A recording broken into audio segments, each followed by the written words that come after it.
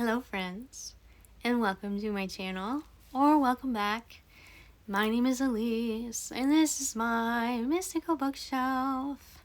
And today I have for you a not very lighthearted book. Actually, it was kind of traumatizing to read if I'm being honest. But I listened to it while I was in the thick of my miscarriage, so I have noticed I like to read traumatizing things when I'm going through something traumatic. And I don't know what that says about me as a person, but this book was heavy. It was on my TBR for a long time. I was kind of scared to read it, to be honest, because I didn't know what to expect. I didn't know what to think, and I was just kind of icked out by the whole thing. But it was really important to read, I think, even if I wasn't going through something like this. It was just so raw, and I loved it, but I also hated it. What book am I talking about? My Dark Vanessa by Kate Elizabeth Russell. Oh my gosh, this book has been out for a while, and like I said, it's been on my TBR for a long time, but I have not gotten the courage to listen to it or read it or even think about it, and I just was like going through it mentally for a bit during that whole saga of my life that I made a video about when I came back. And yeah, My Dark Vanessa, it was so sad. I felt so bad for Vanessa. It made me cry a little bit. I was so sad for her. But I was really, really happy that I listened to it because it's so important to bring to light all of the weirdness in the world, especially when involving children and adults. And not even just children in general, in general but with like young girls and older men, and how like normalized and creepy it is. And I'm just like, what are we doing? Our poor girls, seriously, our poor girls. Like, this book, I feel like I found it at McKay's, but I can't see it in my vicinity of where I'm sitting. But I'm almost positive I wanted to pick it up at McKay's, but I didn't. But I ended up listening to it on Libby. It was a trip. It was a big trip. I know it's been out for a while. I'm kind of late to the party. But it is basically about Vanessa Y. Vanessa Y, that's her name. And her teacher, Mr. Jacob Slane. Wow, yeah, Jacob Slane. Strain, not Slane. I mean, who cares what his name is at the end of the day? He's a creep. He's a real creep.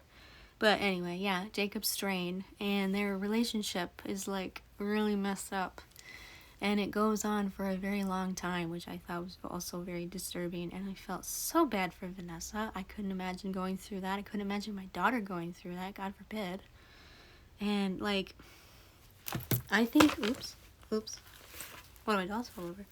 I think what makes it the most sad to me is that her parents don't really do anything about it. I mean, they don't really know, I guess, but like, they don't even suspect anything is wrong with Vanessa. And I think that's what really broke my heart the most, is like, their daughter is going through something at 15 years old with a 42-year-old man, and they don't even suspect anything is wrong. I'm like, people, do you have your head in the sand? Are you okay? No, they're not okay, actually. And yeah, so this book was so interesting to read, and like, some of the quotes that Strain would say, or like how Vanessa would portray him, I feel like I really understand grooming now. I feel like I didn't really understand it before, because it made me think back to when I was 12 and I watched Pretty Little Liars, and it made me think of Arya and Ezra and how they had a relationship and got married. And we all just kind of watched it when we were young, impressionable girls. And we kind of just thought it was okay. We thought it was romantic. Can you imagine? We thought it was romantic. Oh my gosh. And now looking back, I had rewatched Pretty Little Liars a long time ago now, but when I watched it back, I was like, whoa, how did I ever think this was okay? But I was a kid. I was a kid watching this. Like, we have been groomed to be groomed. That's a whole other topic. But seriously, major ick. yeah, so I felt bad for Vanessa for sure. But yeah, this book is portraying her relationship with Strain over the course of a very, very, very long time. So it takes place when she's 15 in the year 2000, and then it like goes back and forth between her 2000 self and her 2017 self when she's 32, and it was a wild ride. I was so upset and intrigued and icked out all at the same time. Man, it was interesting to feel all those emotions. On top of everything that I was already going through, I was like, why am I doing this to myself? But it's like I want to focus on something else traumatic when I'm going through something traumatic. Like last year, I hadn't talked about this at all, and I'm not even going to really go into detail. But like I was going through something last year too, and you know what I listened to? I listened to The Pact by Jodi Picoult. And that was another wild ride of a book. And I was like, there's a pattern here. If something bad is happening in my life, you bet your butt I'm listening to a traumatic book. Like, seriously, that is how I process things, apparently. Yeah, but anyway, so yeah, this book, I loved how it had dual perspectives between young Vanessa and older Vanessa. And the narrator, she did a real bang up job. Her name is Grace, and she did fabulous. I loved listening to her. I could tell the difference between 2000 Vanessa and 2017 Vanessa, and it was really cool how she did that. Like the 2000 Vanessa, spot on. Sounded like a naive, romanticized, I'm not the victim here mentality, 15-year-old. And then hearing her as a 32-year-old that's broken down, worn down, so upset and sad and angry, very angry. It was so good. Oh my gosh, it was so good. That woman deserves an award. I don't know who gives out awards for audiobooks, but she deserves one. You bet your butt she deserves one. So yeah, it was just really crazy how long this relationship had gone on with Vanessa and Strain. And it was like I said, it made me understand grooming a lot better because I didn't really understand it before, or I didn't really think about it that deeply. And it was like some things that Strain would say, like one of the quotes, like loosely, because I don't remember at this point, but one of the quotes that I'm loosely thinking of is like he would ask her something like, are you sure this is okay? I want to make sure this is what you want. And it was like he was posing it in such a way that was manipulative and like wanted to make sure that she thought it was her fault, not his fault. And that was that was like when I really clicked in my brain. This is what grooming is. Like posing the question in such a way where this person is making the victim feel like it's their fault, not her fault. And it blew my mind. It really blew my mind.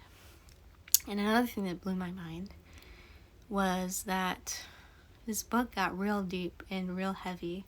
Like every part of it was super heavy. And I think what really threw me for a loop was that Strain called Vanessa before he was about to ixnay upitsday, if you know what I mean. And I'm like, dude, what level of psychological trauma do you have to go through to contact someone before you're about to I'm like, what? Like, he made it seem like he loved her, and I'm like, man, no you didn't. You didn't love anybody. You didn't love anyone but yourself, if I'm being honest. But yeah, so that was traumatizing. So I felt traumatized for Vanessa when she had to hear that as a 32-year-old. And, like, the fact that they had still a relationship, sort of, when she was 32 and he was, like, 59, almost 60. I was like, major ew. It's gross. I mean, he was old enough to be her dad, or her uncle at least. And I was just like, man, Vanessa is really strong. She's a very strong female character. And I love the way that Russell wrote her, because she wrote her in such a way that felt, at first it didn't feel relatable, but then it started to feel relatable. Oh my gosh. I'm so sorry. My air conditioning must have turned on and it made my door like jump. So yeah, excuse my jump scare there. Give me a minute while I try and process what I was trying to say. Yeah, I mean, he's like old enough to be her uncle. And oh, I know, I was talking about her personality. But at first, I didn't think Vanessa was super relatable. But as the book goes on, I'm like, wow, okay, I can relate to Vanessa. I'm surprised I wasn't put into a situation like that. I mean, I guess I kind of was when I was 19, but that's different. That's a different story. I'm not going to talk about that. But yeah, so I understand where Vanessa's coming from with wanting to feel special, wanting to feel wanted, wanting to feel like someone really truly cares about her and sees her as a person. It was just so interesting how nuanced everything is, and how like her innocence got taken away from her, and I think that's really what broke my heart the most. If I'm relating it to Taylor Swift, which I mean, of course I do, always in my brain, I would definitely pinpoint this song with Would've, Could've, Should've with Taylor Swift and John Mayer. I mean, it's kind of similar, like older man with someone who's on the brink of adulthood but isn't really like fully developed yet. But this is much worse since she was 15 and he was 42, but still the comparison still stands. That song definitely played in my mind. Would've, could've, should've. It is really right to the heart with that one, because it's very relatable to how Vanessa probably feels.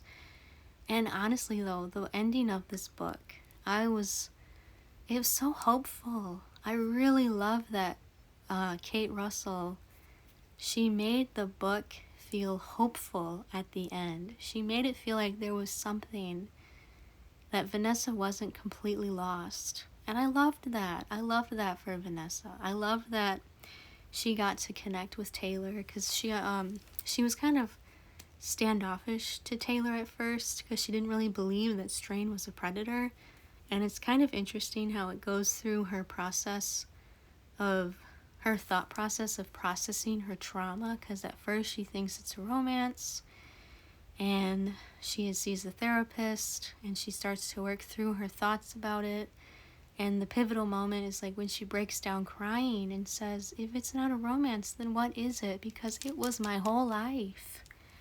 And I'm like, I had to pause the book and sit there and stare at my desk for a moment, because I was like, oh my god, it's so true. Oh, Vanessa, I just want to give you a big hug and tell you it's okay.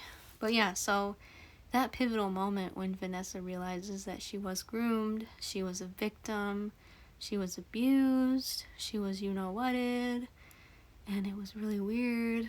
And I'm just like, oh, I feel so bad for you, honey. But yeah, I loved when she was able to reconcile with Taylor. And like the very end when she gets a dog and names her Jolene. And like she ends sitting on the beach and her dog is going to go in the water and go swimming. It was such a hopeful ending, and it really made me love that for Vanessa, because I know for a lot of victims they don't get that healing and closure, and I'm glad that Vanessa did. I'm really happy Vanessa got that closure and healing, and that we as the reader understand that she's processing her trauma and she's really understanding it now as a 32-year-old woman. Kind of also makes me think of Innocent by Taylor Swift, but it's like Taylor singing to herself, not to Kanye West. That's another story, but whatever. Anyway, so yeah, the book is great. I wouldn't read it if you have sensitivities about this topic, obviously. I am surprised I read it, because I feel like I'm sensitive to it. I'm sensitive to certain traumatic stuff like that, but I just felt like it was important to read and to listen to in that moment. It really is a great book to get people talking. And what's great about the audiobook is there's an interview with Elizabeth and Grace, the narrator, at the end, and it's a really, really good interview. And I love listening to Kate and Grace talk to this interviewer and explain to them their thought process of having to write the book and having Grace having to perform the book. And it was so cool listening to both of their thought processes on how the book is perceived and how we have to treat girls in society, and how we treat girls in society as a whole, and how we should really step back and think, why are we sexualizing young girls? And it's a really great conversation piece, honestly, and it's a great interview. I would recommend listening to audiobook just for the interview, because the audiobook was quite a trip to listen to. Let me say that right now. I knew it was going to be graphic, but like listening to it, I was like, oh boy, ugh. It really icked me out. It was like listening to It by Stephen King. That also icked me out, but that's another video for another day. But yeah, those are my thoughts on My Dark Vanessa. It's a 5-star for me. I loved it. I loved it and hated it at the same time, but I thought it was a very important book, and I can see why it's so well acclaimed, because it's really well written, and I really love Kate Elizabeth Russell. She's a great author, and I recommend it if you don't get too squeamish about stuff like that, but it's obviously on the darker side. I do not read books like that normally. I try not to read dark books most of the time. Like, that's something I try to avoid unless I'm like going through something. But yeah, so that's kind of a darker tone for the video, but nonetheless, I hope you enjoyed it. Thank you for watching. Thank you for subscribing. I appreciate you guys, and I love you. And I will see you in the next video. Goodbye, friends.